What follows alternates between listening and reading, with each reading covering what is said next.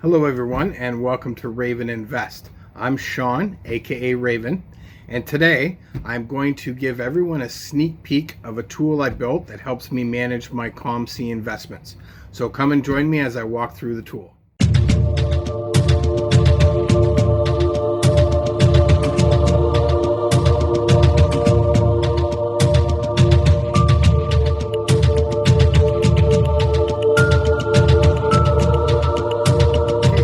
Before we hop into the demo of the tool, I wanted to give everybody a little bit of a background why I built it. So because of some roadblocks I faced, because I live outside the US and Canada, I'm not able to take advantage of some of the deals that you can dig up on Beckett Marketplace or eBay right now. I will figure them out. I will get everything set up, but right now it's not set up. So I'm really stuck with just investing on the digital platforms, COMC and StarStock. I haven't done a lot on StarStock. I am working on a tool for StarStock. I haven't finished it, so I want to make sure that I finish it before I start making some investments, because I didn't on COMC and I think it hurt me a little bit. But anyway, it's built now. So I found that on COMC, I found it really hard to manage the cards that you've purchased. I know they offer a purchase window and you can click on all your purchases and see what's for sale, and I just didn't find it adequate for what I wanted. Sure, it's probably great if you've got 20 cards. I've got over 300 cards in my portfolio right now. That I'm not actually there. Some of them are for sale, some of them are PC, some of them I'm holding to wait to the beginning of the new NFL season. So I wanted a way to be able to manage those while still buying more cards to hold for the beginning of the season. I will be doing a strategy video at some point to show you who I'm picking, why I'm picking them, things like that. I won't tell you you should pick them. I'll just tell you why I picked them. So I had to build this tool to help me get an overview of what I'm buying. And basically, once you see my strategy video, it'll probably make a little bit more sense on why I needed to build this tool. So without further ado, let's get into the walkthrough. Okay, so now that we've switched over to the computer, I can start to do a quick walkthrough of the tool. Just a note here that I am not using this video to explain why I'm picking these players. This video is just a rundown of the functions of the tool and kind of how I use them.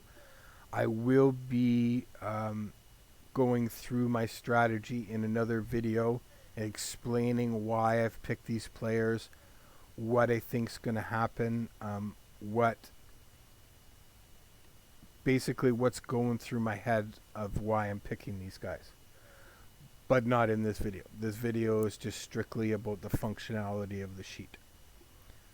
So I'll go through a couple of columns. You'll notice that each tab in each player has a link column, and that will actually take you directly to the card.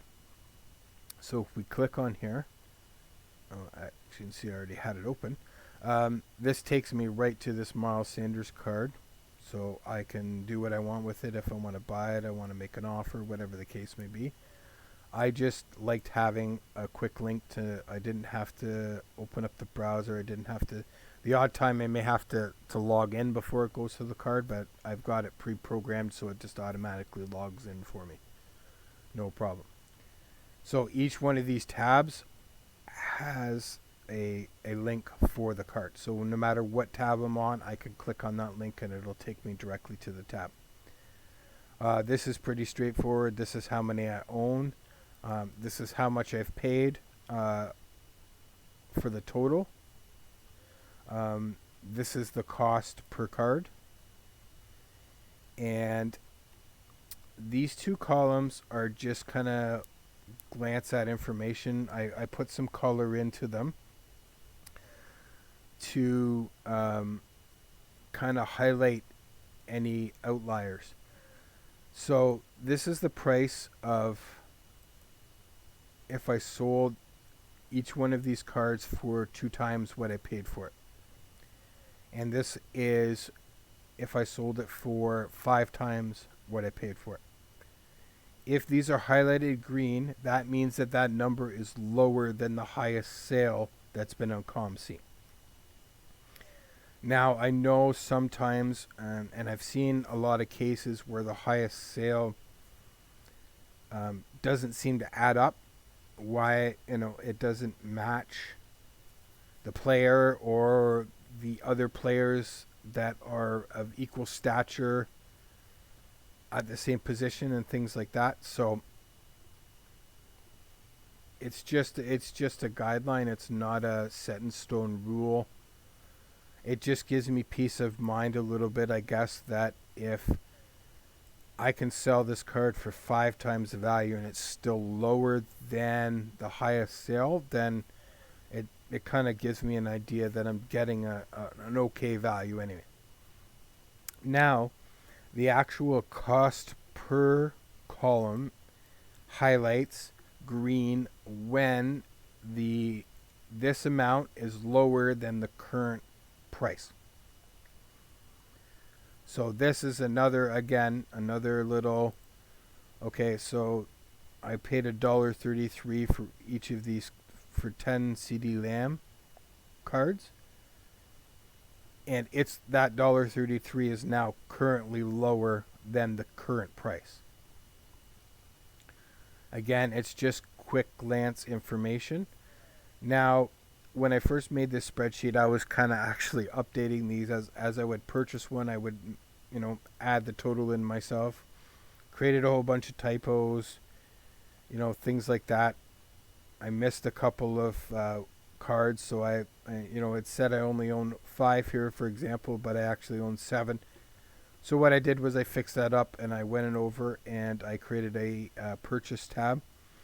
So now that every time I purchase a card, I can just come in and punch in the price, and it'll total it and add one to the counter to keep track of my inventory. Now, because of the strategy that I set up, which I will go over in a additional video, not in this video, I'm limiting 10 cards per player, and I'll go through that again in the other video. So this made it a little bit easier. I can just add in 10 in it. Once I hit my 10, I don't need to worry about adding any other rows or anything. And this allows the numbers to be correct, because after I was manually entering it, I found quite a few errors, so I really needed to fix that up.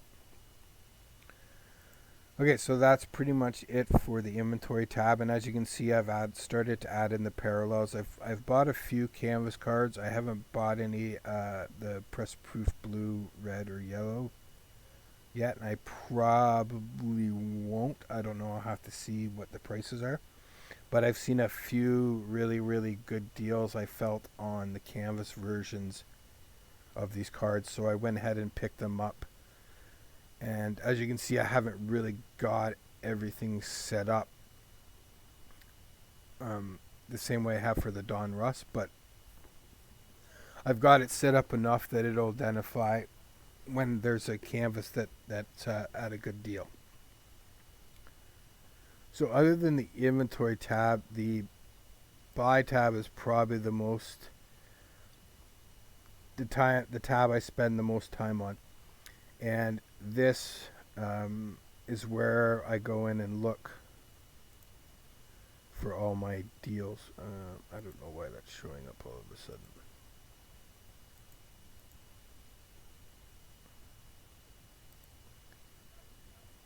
Anyway, I'll look at that after. Sorry, I didn't mean to interrupt the video with these non-availables. So on this buy tab, we list how many more I need to hit my 10. So this automatically, as I update it, it'll dynamically update. This is updated. I'll show you that as the next tab. but this is updated with the current available for sale, and as well is updated with the current price.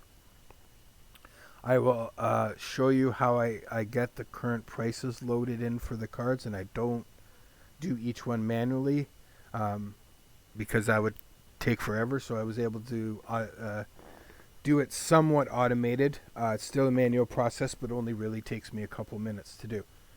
So I will go show you that in a minute, but I just wanted to show these last two tabs here. The high sale tab is obviously pretty self-explanatory. It's the monetary value of the highest sale on COMC for that particular card. Now the best buy and the max buy is an attempt at me to put a price range that I think is good to buy this card at. This is something that I will probably develop until I'm done investing in cards, because it's going to be a nightmare to come up with something that's pinpoint accurate, and I'm going to keep adjusting it and adjusting it, and I have a feeling I'm going to be adjusting it for a while. But basically right now I've got it set up. My buy range is between 12 to 14% of the highest sale. And some of the flaws that are in this is the high sale doesn't necessarily represent the current market for the card. And I understand that. But I needed some sort of baseline to kind of give me an idea of what these cards, I should be buying these cards at if I intend to sell them and make a profit. So, as I said, I will be working on a better solution to get this range in. But this is done pretty good for right now. Okay, so I'm going to take you over, and I'm really not sure what it looks like.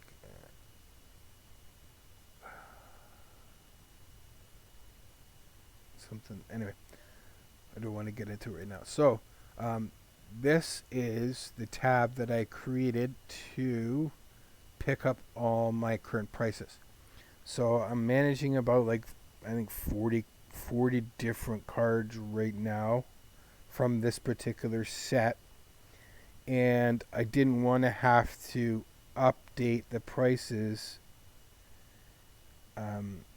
manually, and I didn't want to have to click on every link to see the price.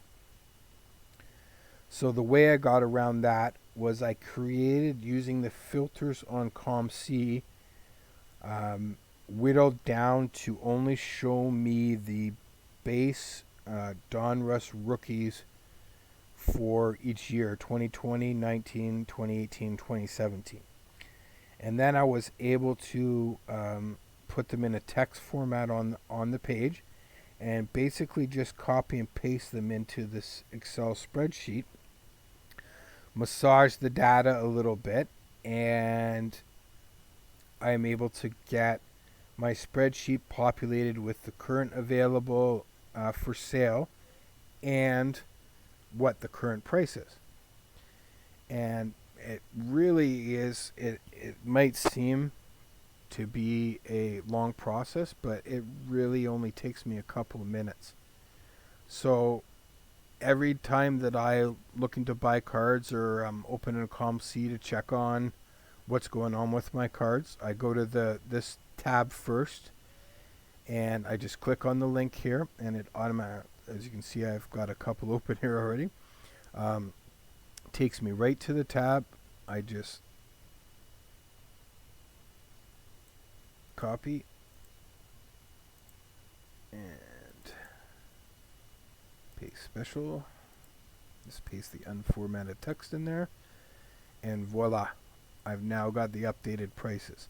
Now I do have to do one quick other thing, and I usually save that at the end after I've pasted all the years. But because the $, I'm copying and pasting the $, it puts an apostrophe in front of the amount. so it doesn't recognize it as a number, so it doesn't let me do comparisons on it and this and that. So I just need to come in and just do a replace the, I'm not sure, that's shift 6 and period, and then the ampersand. And then we do a quick replace all, and boom. So that now makes all the prices numeric, so they can be manipulated or compared against and such. So I have 2019, it's the same deal. So I click on the link, takes me to 2019 page. I copy paste it, and then I just keep following the process down until the 2017 page, and then that gives me all the current prices for my cards. Now again, I'm not sure why this is acting up like this, but I'll take a look at it after there. It's nothing big. I probably just hit delete on something and it missed something. Anyway, so now in the current price screen, in the buy tab in the current price column, I have these green highlights, and those will indicate to me when a card, after I've updated the current price, is within my buy range. Okay. Now, as I said earlier, I use the cost per and this buy range to kind of evaluate if I think the card's a good deal at this point right now. So this particular card is 63 cents, and it's within my buy range. If I would go look and see that I'm buying CAM Acres at 20 cents, maybe this 63 cents seems a little bit high, and I might hold off. As you can see, I've already bought all my my limit of CAM Acres, so that's why I'm not buying that. But for example, this Gardner Minshew, I bought 4 of them, and I'm getting them for $1.18 a piece. I've got 4 for $1.18. They're at $1.70 now. It falls in with my range, but I think if I hold out a little bit longer, I might be able to get them a little bit cheaper. So those are the kind of decisions that I have to make on each particular card. It's not a just cut and dry, come in here and buy. I have to make, some sort of decisions. Maybe it'll get to the point where I'll be able to build some sort of range in there that is spot on, and if it falls within that range, I don't even think twice and I go in and I just buy it. I'm not at that point right now, so I still do have to do some analysis, but this gives me, I think, a heads up, and has allowed me actually to get some really good deals because I've been able to identify them and update them right away without having to click through 40 different cards to see the prices that are updated. So as I said, usually mostly the inventory, the buy screens are where I spend most of my time. Now, I did create this sold tab, and it does help out a lot, but it's not automatically updated. I need to physically go click the link, go look at the bars.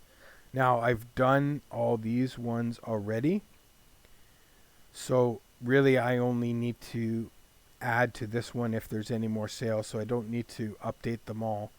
But it's still a manual process that I will be looking at to see if somehow I could automate that.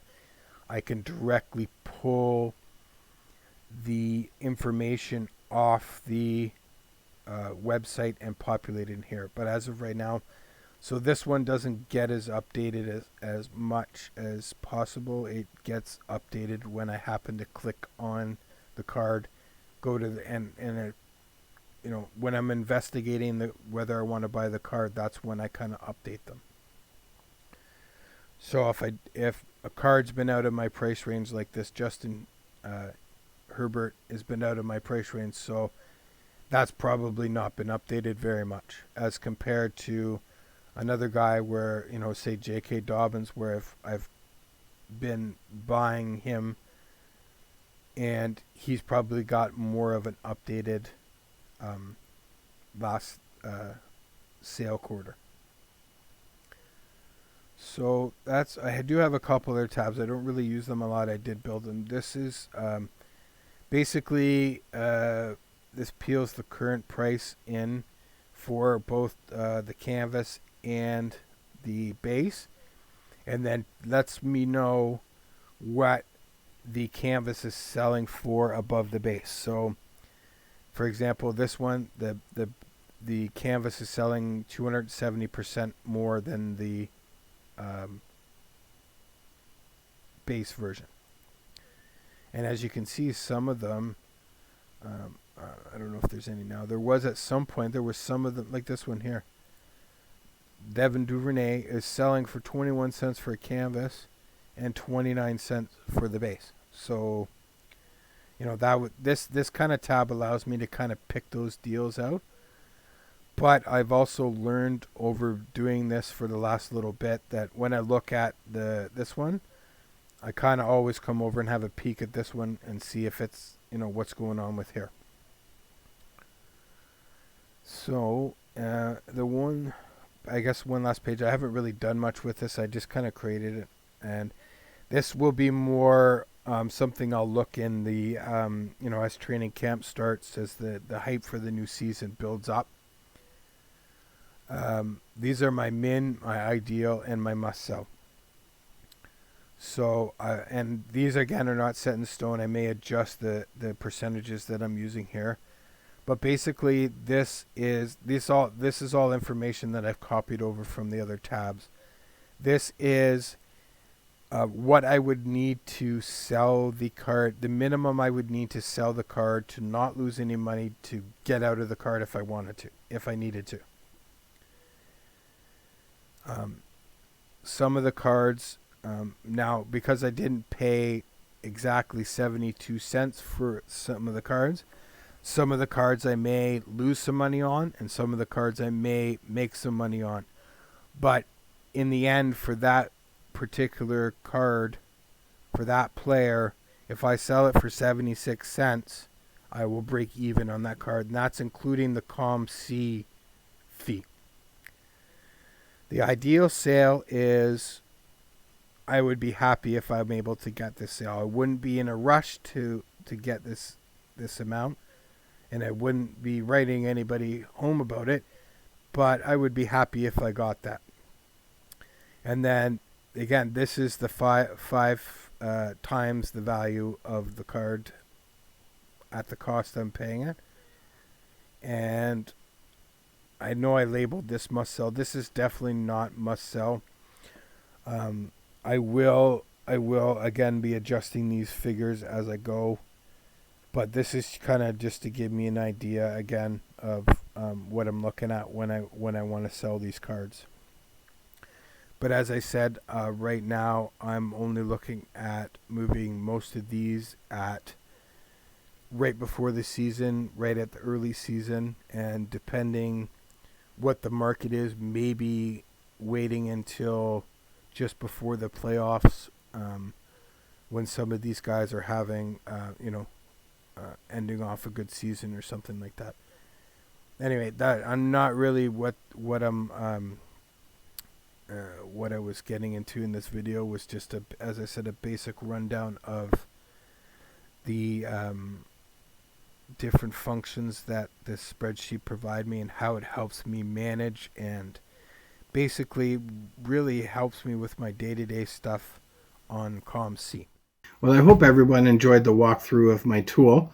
If it's something that you think you might be interested in using yourself, please leave a comment there, and I'd be happy to put together a video that shows how I made it step by step. Well, I made it through my first YouTube video. Hopefully everybody enjoyed it and it didn't make too many mistakes. If you'd like to see more sports card collecting and investing content from a Canadian perspective, please give the video a like and hit that subscribe button. And hopefully you'll join us next time on Raven Invest. Stay safe, everyone.